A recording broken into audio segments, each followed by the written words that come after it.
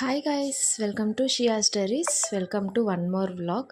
So ఇవాళ వ్లాగ్లో అయితే నేను ఎగ్ కర్రీని నా స్టైల్లో బ్యాచిలర్స్కి ఈజీగా ఎలా చేసుకోవాలో ఈ వీడియోలో చూపించబోతున్నాను. చాలా అంటే చాలా ఈజీగా. సో వీడియో అనేది స్టార్ట్ చేసేద్దాం.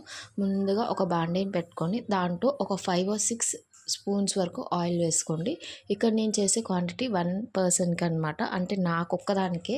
సో అందుకని ఇంత క్వాంటిటీలో చెప్తున్నాను. మీరు దీన్ని బట్టి ఎక్కువనా తక్కువనా మీరు అడ్జస్ట్ చేసుకొని చేసుకోండి.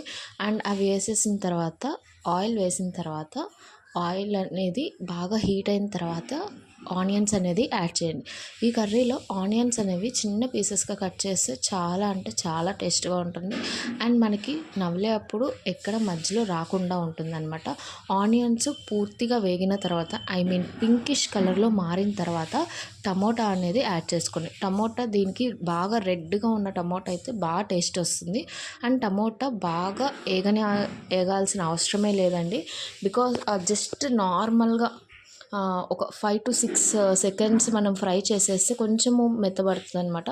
అప్పుడు వరకు వేగిస్తే చాలు. దీనికి మూత పెట్టాల్సిన అవసరమే లేదు. జస్ట్ అట్లా వదిలేస్తే ఆ వేడికి అది మగ్గిపోతుంది.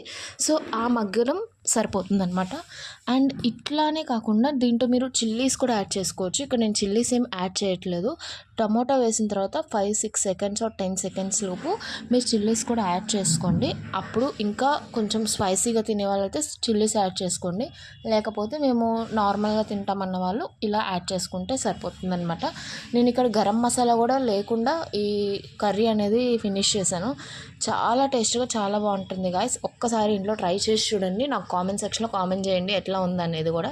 సో ఇది నేను నార్మల్గా చెన్నైలో మా రూమ్మేట్స్ మేము ఇలా చేసుకుంటాం అనమాట. బికాస్ బ్యాచిలర్స్ అంటే అంతే కదా, చాలా ఈజీగా అయిపోవాలి, ఒక్క ప్లేట్ ఆర్ ఒక్క బాండితో అయిపోవాలి అనుకుంటాం. బికాస్ మనమే క్లీన్ చేసుకోవాలి కాబట్టి. సో అందుకని చెప్తున్నాను. సో ఈ టమోటా అంతా కూడా వేగిన తర్వాత కూడా మనము ఎగ్ అనేది, ఇక్కడ నేను ఒక పర్సన్కి చెప్తున్నాను కదా, సో నేను ఇక్కడ ఒక ఎగ్ తీసుకుంటున్నాను. మీరు పర్సన్ని బట్టి ఒక ఎగ్, ఇప్పుడు 2 persons అయితే 2 eggs తీసుకోండి. అట్లా పర్సన్స్ని బట్టి ఎగ్స్ని కూడా పెంచుకోండి.